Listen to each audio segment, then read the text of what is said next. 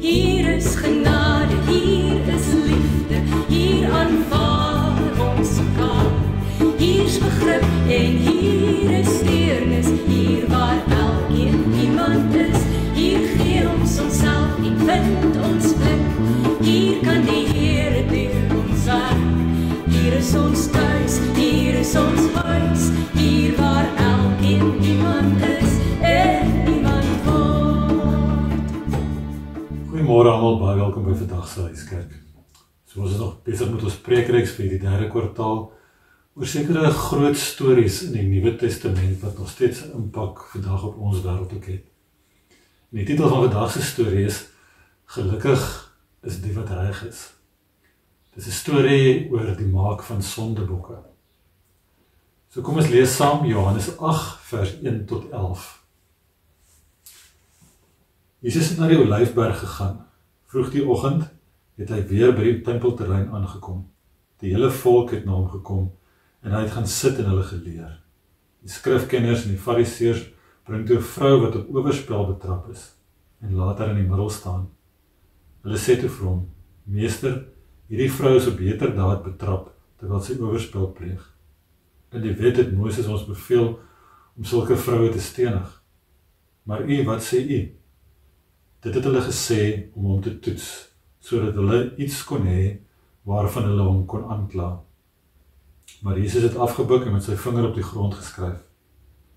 Toe hulle egter volle met hulle vra aan hom, het hy regop gekom en vir hulle gesê: Laat die een wat sonder sonde is, eers 'n klip na haar gooi. Hy het weer afgebuk en op die grond geskryf. Die wat dit gehoor het een vir een van die oudste af weggegaan. Net hy het oorgebly en die vrou daar in die middel. Jesus het toe regop gekom en vir haar gevra: Vrou, waar is hulle? Het niemand jou veroordeel nie? Sy antwoord: Niemand nie, meneer. Jesus sê toe: Ek veroordeel jou ook nie. Gaan en moet van nou af nie meer sondig nie. Op die skerm gaan daar nou 'n foto verskyn.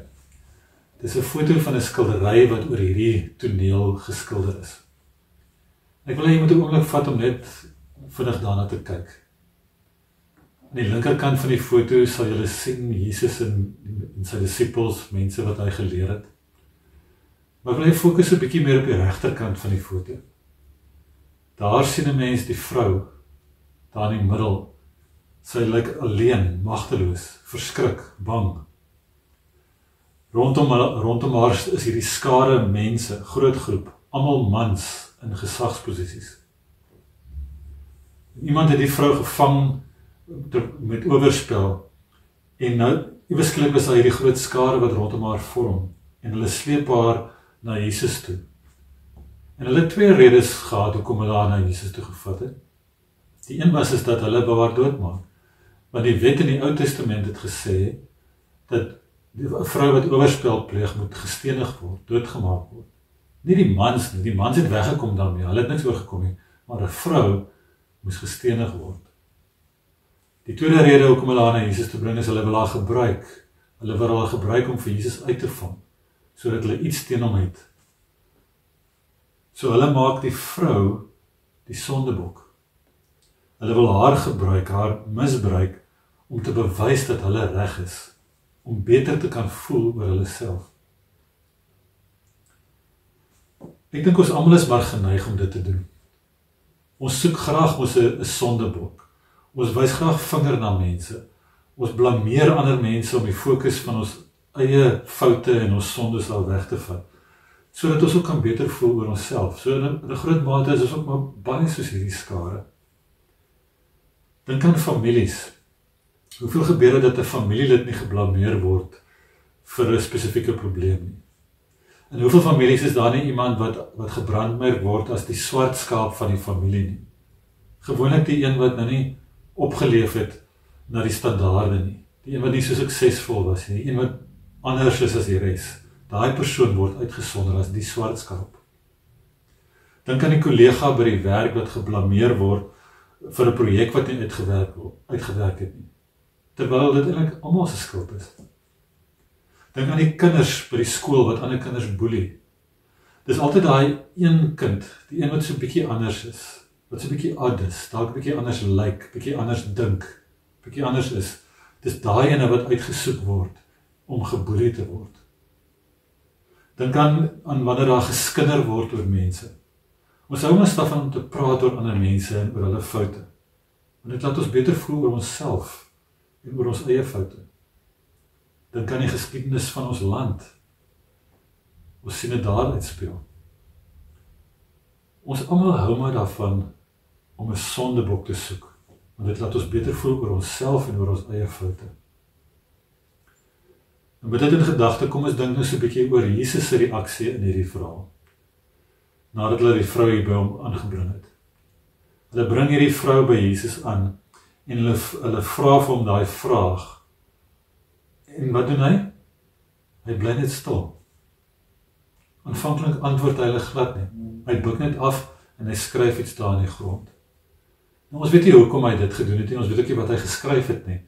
Dit maak ook nie regtig saak, as dit belangrik was, sou Johannes dit seker in hierdie storie ingeskryf het. So dit maak nie regtig saak nie. Maar deur stil te bly, het Jesus die fokus weggeneem van daai vrou af. Hulle fokus nou meer op hom en hulle is vol afwagting oor wat hy gaan antwoord, en hulle fokus minder op die vrou. En dan uiteindelik antwoord hy en hy sê, laat die een sonder sonde die eerste klip gooi. En daarna neem hy die spotlight nog verder weg van die vrou. Hy neem die spotlight heeltemal van haar weg en hy fokus die spotlight op daai skare mense. En hy ontmasker hulle skynheiligheid. In die effek sê hy vir hulle, haal eers die balk uit julle eie oog uit. En een vir een lees ons het hulle in skaamte weggeroep. Dan eindig die storie waar ons sien dat Jesus keer nie goed wat die vrou gedoen het nie, maar hy oordeel en hy veroordeel haar ook nie. Hy bewys genade aan haar. So wat kan ons leer uit hierdie storie? Wat leer ons by Jesus byvoorbeeld uit hierdie storie uit? Ek dink in 'n situasie waar iemand 'n sondebok gemaak word, waar iemand geblameer word, waar iemand geboelie word, waar daar iemand geskinder word, is dit die beste om soos Jesus net stil te bly. Moenie daarin deelneem nie. Moenie dit erger maak as wat dit is nie. Bly stil, dink daaroor. Probeer dink aan maniere om dit anders te hanteer en selfs te verhoed.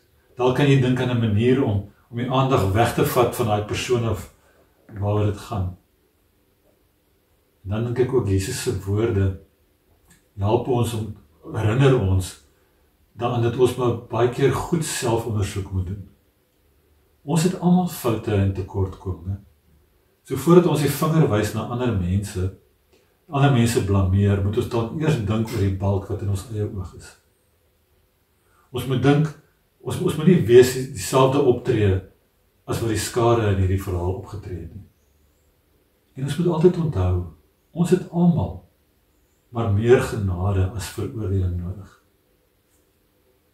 En dan moet ons ook onthou, ons word geroep om mense op te bou en nie hulle mense af te breek nie. Daarom moet ons eerder probeer om te verstaan, eerder as om vinger te wys en te blameer en te veroordeel, te maak soos wat die skade gemaak het. So as ek dit nou net so in 1 of 2 sinne kan saamvat, ek dink, ons moet ook meer probeer om soos Jesus te wees, as ons hierdie storie sien uitspeel. Stadig om te oordeel, vinnig om genade uit te deel en genade te bewys, en altyd gewillig om oor ons eie foute en tekortkominge na te dink. Amen.